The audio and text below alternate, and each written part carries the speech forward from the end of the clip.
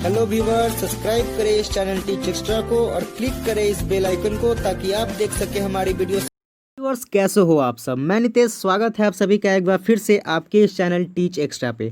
तो आज बहुत ही most top 15 MCQ concept of C का लेकर आया हूँ। सी लैंग्वेज का टॉप 15 MCQ क्वेश्चन लेकर आया हूँ और इसमें आपको क्वेश्चन के साथ साथ, आज क्वेश्चन ही नहीं, क्वेश्चन के साथ साथ आपको सी का कंसेप्ट भी बताऊंगा अकॉर्डिंग टू क्वेश्चन। क्वेश्चन में जो भी पॉइंट होगा उसको एक एक कर एक्सप्लेन करेंगे और समझेंगे। इससे क्या होगा ना, हमारा सी का एक बेसिक कंसेप्ट क्लियर हो जाएगा। ठीक है, चलिए शुरू करते हैं पहला क्वेश्चन से। पहला क्वेश्चन है, which scanf statement will you use to scan a float value B and double value C. Float value B कहने का क्या मतलब, फ्लोट में बी दिया हुआ है और डबल का वैल्यू दिया हुआ है सी। अब क्या कर पूछ रहा है ना कि आप इस दोनों वैल्यू को स्कैनफ के थ्रू हम स्कैन करेंगे तो हमें क्या मिलेगा, कौन सा स्टेटमेंट ट्रू होगा। तो सबसे पहले हम समझते हैं, हमें पहले दिया हुआ है क्या, फ्लोट। फ्लोट में हमें दिया हुआ है बी एंड डबल में कितना दिया हुआ है, डबल में हमें दिया हुआ है सी। तो एक बात समझ लीजिए, फ्लोट में हम एक किसी भी डेटा टाइप का, सभी डेटा टाइप का हम एक फॉर्मेट स्पेसिफायर होता है, तो उसका अलग अलग फॉर्मेट स्पेसिफायर होता है। फ्लोट का होता है %f और डबल का होता है %lf। बात को समझिएगा, %lf होता है। ठीक है, तो आइए स्टेटमेंट को देखते हैं। स्कैनफ %lf जो पहले आया है वो पहले लिखाएगा उसका टाइप स्पेसिफायर। तो देखिए स्कैनफ %lf, पहले तो हमारा फ्लोट आया है, %lf तो नहीं होगा क्योंकि %lf तो हम डबल के लिए यूज करते हैं, तो ये ऑप्शन गलत हो जाएगा। अब आइए ऑप्शन बी पे चेक करते हैं। स्कैनफ %f, हाँ चलिए फ्लोट आया है %f, चलिए आ गया इसका फ्लोट का। अब आया %lf, %lf आया है, %lf डबल के लिए यूज करते हैं, ठीक है वो भी है। %b and address of B and address of C. Address of B मतलब क्या कि बी किसका एड्रेस है, फ्लोट का, और सी किसका एड्रेस है, डबल का।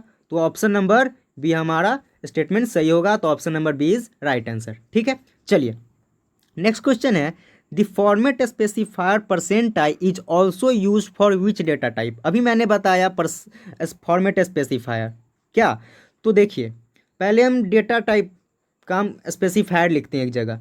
देखिए इंट का होता है %d, कैरेक्टर का होता है कैर का %c, फ्लोट का होता है, यहाँ पे लिखते हैं फ्लोट का होता है %f, और डबल का अभी मैंने बताया %lf। ठीक है, %lf यूज करते हैं। तो देखिए यहाँ पे पूछा है %i, तो यहाँ पे तो हमें %i नहीं मिल रहा है, तो एक बात समझ लीजिए, इंट का %d और %i भी होता है, तो ऑप्शन नंबर बी इंट हो जाएगा। ठीक है, इंट डेटा टाइप है तो इंट इंटीजर टाइप के वैल्यू को होल्ड करता है। ठीक है, चलिए चलते हैं नेक्स्ट क्वेश्चन की तरफ। नेक्स्ट क्वेश्चन है, what will be the output of the following code. यहाँ पे हमारा कुछ कोड दिया हुआ है और आपको बताना है कि इसका आउटपुट क्या आएगा। बड़ा ही सिंपल क्वेश्चन है और अच्छे से समझेंगे। ऑप्शन है हमारा 128, option B 125, option C -128 and option D error.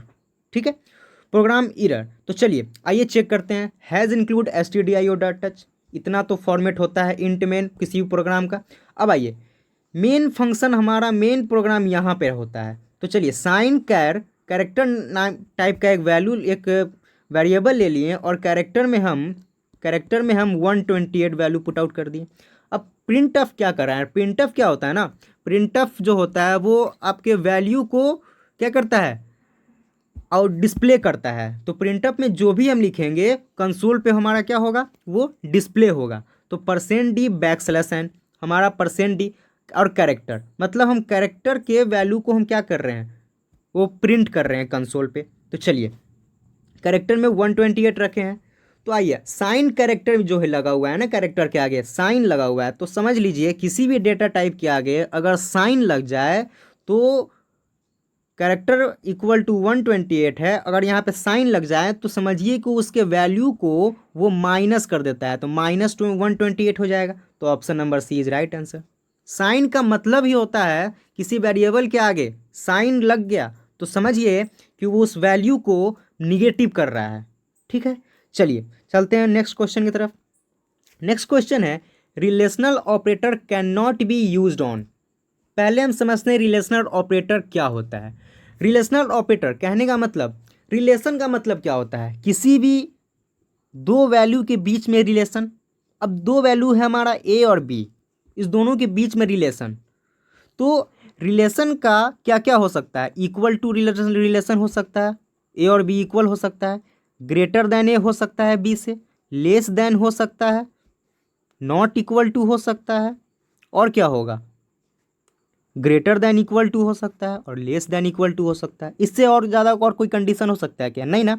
तो पूछ रहा है कि relational operator can not be used on, मतलब स्ट्रिंग में, फ्लोट में, स्ट्रक्चर में या इंट में, मतलब किस में हम यूज नहीं कर सकते हैं। ठीक है, तो क्या हो जाएगा, स्ट्रिंग में यूज कर सकते हैं, स्ट्रिंग में यूज करते हैं, फ्लोट में यूज करते हैं, इंट में यूज करते हैं, बट स्ट्रक्चर में यूज नहीं करते हैं, इसलिए option number C is right answer. ठीक है, चलिए नेक्स्ट क्वेश्चन है the value obtained in the function is given back to main by using keyboard.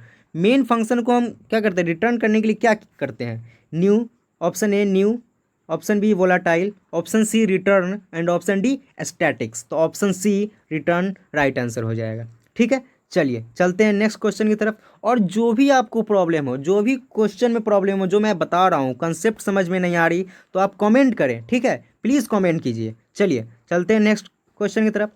What function can be use to free the memory allocation by calloc function. Calloc function से free कैसे करते हैं memory allocation को, memory कौन सा function use करते हैं free करने के लिए। तो देखिए ऑप्शन है हमारा free, option B extract, option C deallocate, और ऑप्शन डी नेम कॉपी। तो हम option A free function use करेंगे। ठीक है, चलिए नेक्स्ट क्वेश्चन है C was primarily developed as, मतलब सी क्यों डेवलप किया गया था, इसका मेन पर्पस क्या था। तो इसका मेन पर्पस था सिस्टम प्रोग्रामिंग लैंग्वेज। ठीक है, ये इंपॉर्टेंट क्वेश्चन होगा सिस्टम प्रोग्रामिंग लैंग्वेज के लिए। चलिए नेक्स्ट क्वेश्चन है C language developed at, C language कहाँ डेवलप हुआ था। तो ऑप्शन के साथ देखेंगे AT&T Bell laboratories, AT&T Bell laboratories of USA in 1972, IBM in 1973, AT&T Bell laboratories of USA in 1974 और ऑक्सफोर्ड यूनिवर्सिटी 1980।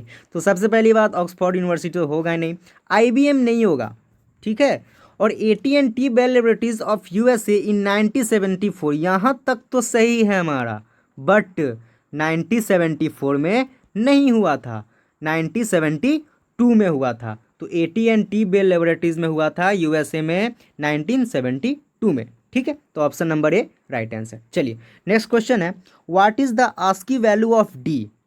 आस्की वैल्यू क्या होता है, सबसे पहले समझेंगे आस्की वैल्यू क्या होता है। ASCII is stands for American standard code information interchange. ठीक है, ये क्या करता है ना, कंप्यूटर का जो साइज होता है उस कंप्यूटर के साइज नंबर को समझता है। कहने का क्या मतलब, कंप्यूटर जो है सिर्फ नंबर को समझता है, वो कौन सा, बाइनरी नंबर को समझता है।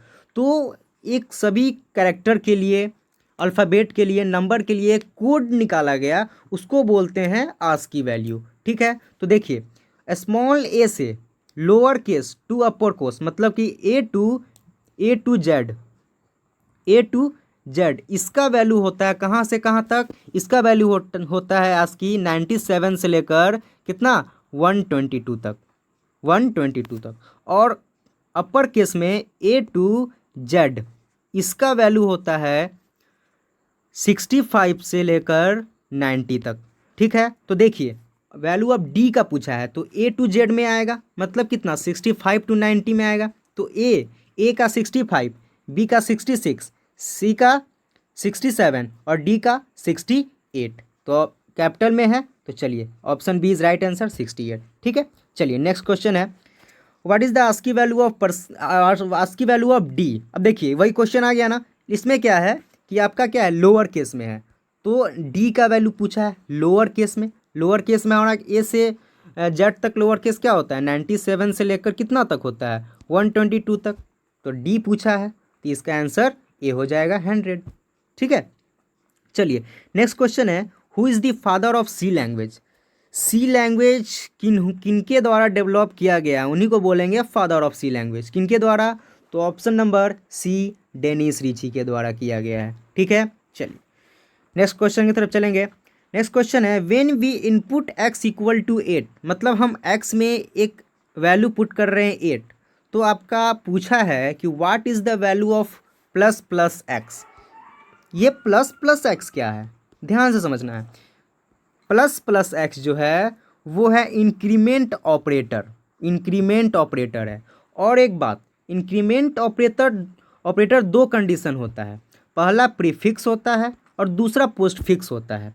इंक्रीमेंट का क्या मतलब कि कोई भी वैल्यू x में अगर हमारा 8 है तो वैल्यू को 1 से इंक्रीज करना, वो कहलाता है इंक्रीमेंट ऑपरेटर। ठीक है, तो x इक्वल टू 8 है, x इक्वल टू 9 हो जाएगा इंक्रीमेंट कर दिए तो। लेकिन ये इस तरह नहीं होगा, इसमें दो कंडीशन आता है, अभी मैंने बताया, प्रीफिक्स और इनफिक्स। ठीक है, प्रीफिक्स जो है वैल्यू को पहले इंक्रीज करता है, मतलब इस तरह लिखते हैं प्लस प्लस एक्स, ये हो गया प्रीफिक्स। और पोस्टफिक्स क्या होगा? पोस्टफिक्स जो होगा वो होगा वैल्यू को बाद में इंक्रीज करता है, मतलब क्या, पहले एक्स का वैल्यू फिर नेक्स्ट स्टेप में प्लस प्लस। ठीक है, तो एक्स प्लस प्लस, पहले प्लस प्लस एक्स लगा है तो ये हमारा प्रीफिक्स है, और बाद में एक्स प्लस प्लस लगा है तो ये हमारा पोस्ट फिक्स है। तो डायरेक्टली हमारा आंसर कितना हो जाएगा? सी। ठीक है, चलिए नेक्स्ट क्वेश्चन है what does the percent N in the C program language represent. क्या कह रहा है? परसेंट एन जो है सी प्रोग्राम में क्या रिप्रेजेंट करता है? तो परसेंट एन बैकस्लैश एन है, सॉरी बैकस्लैश एन, वो क्या रिप्रेजेंट करता है? न्यू लाइन को रिप्रेजेंट करता है। ठीक है, आपका न्यू लाइन में कोई भी कोड आपका न्यू लाइन में चला जाए। ठीक है, चलिए नेक्स्ट क्वेश्चन की तरफ चलेंगे। Percent L D type specifier used for which type of data type, मतलब किस डेटा टाइप के लिए हम परसेंट एल डी यूज करते हैं? परसेंट एल डी यूज करते हैं तो लॉन्ग इंट के लिए यूज करते हैं। ठीक है, चलिए पर डबल के लिए मैंने क्या बताया? Percent L D. फ्लोट के लिए क्या मैंने बताया? Percent F. ठीक है, तो लॉन्ग इंट डी के लिए हो गया। चलिए नेक्स्ट क्वेश्चन है can we declare function inside structure of C programming. बिल्कुल गलत, नहीं, ये नहीं होगा। हम डिक्लेयर फंक्शन को डायरेक्टली इनसाइड स्ट्रक्चर ऑफ में, सी प्रोग्रामिंग में स्ट्रक्चर में हम डायरेक्टली इनसाइड नहीं कर सकते हैं, डिक्लेयर नहीं कर सकते हैं। ठीक है, अब डिफाइन करने के लिए हमें फंक्शन पॉइंटर होना ज़रूरी है, फंक्शन का पॉइंटर होना ज़रूरी है, तभी हमारा फंक्शन डिक्लेयर हो सकता है स्ट्रक्चर में। ठीक है, तो नो। ठीक है, तो ये था हमारा टॉप 15 क्वेश्चन। आई होप आप लोगों को समझ में आया होगा। कोई भी प्रॉब्लम हो, कोई भी क्वेश्चन में दिक्कत आया हो, कोई भी टॉपिक नहीं समझ में आया हो तो प्लीज़ कमेंट कर ज़रूर पूछें। ठीक है, वीडियो के लास्ट तक बने रहने के लिए धन्यवाद। वीडियो अच्छा लगा तो लाइक करें, शेयर करें, सब्सक्राइब करें एंड बेल आइकन पे क्लिक कर दें ताकि आपको सारी रेगुलर अपडेट मिलती रहे। Thank you.